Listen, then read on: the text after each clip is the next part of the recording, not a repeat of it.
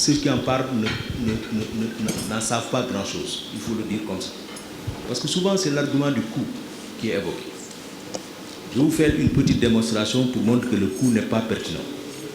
Pour ces élections, nous avons 19 candidats. Le bulletin coûte 8 francs. Et ces 8 millions de bulletins qui sont produits pour chaque candidat, ça fait 73 millions par candidat. Alors, vous faites les 20. 20 moins un candidat, ça nous fait 1,4 milliard. Alors que le bulletin unique, au minimum, il coûte 200 francs la pièce. Vous multipliez par 8 500 000, ça vous donne plus de 1,7 milliard. Donc, ne serait-ce que pour le coût, vous voyez que le coût du bulletin unique est plus important, en tout cas pour ces élections-là, que le coût des bulletins multiples. Donc, l'argument du coût qui est souvent avancé n'est pas du tout pertinent. Je vous ai fait tout de suite la démonstration pour cette élection-là. Les bulletins nous ont coûté à 1,4 milliard, alors que si nous devions le faire avec le bulletin unique, ce sera 1,7 milliard. Ça,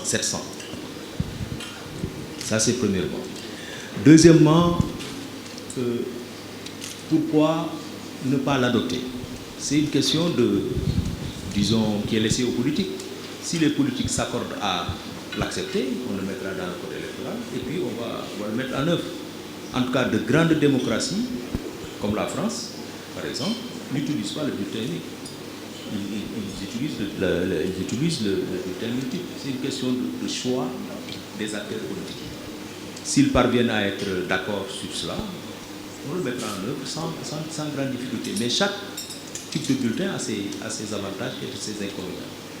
Moi, technicien de la matière et ayant quand même pratiqué, voyagé et supervisé beaucoup d'élections, moi j'opterai toujours pour le bulletin multiple. J'opterai toujours pour le bulletin multiple, c'est plus clair. Il y a moins de bulletins invalidés. Parce que si vous êtes une trentaine de candidats, le bulletin unique risque de devenir un livret unique. C'est des pages. Souvent, vous allez dans certains pays de l'Afrique centrale, vous voyez, le bulletin unique devient tout simplement un livret unique. Ce n'est pas du tout commode pour l'électeur. Moi, technicien des élections, si on me demandait de faire le choix, je retiendrai le bulletin multiple, d'abord parce qu'il a fait ses preuves au Sénégal, ça marche bien, et puis beaucoup de grandes démocraties, j'ai cité le cas de la France, l'utilisent et sans problème. Je ne vois pas de problème, disons de problématique des bulletins multiples. Je n'en vois pas. C'est juste un choix. Si les politiques maintenant sont d'accord, ok, on y va, et on va voir ce que ça va produire.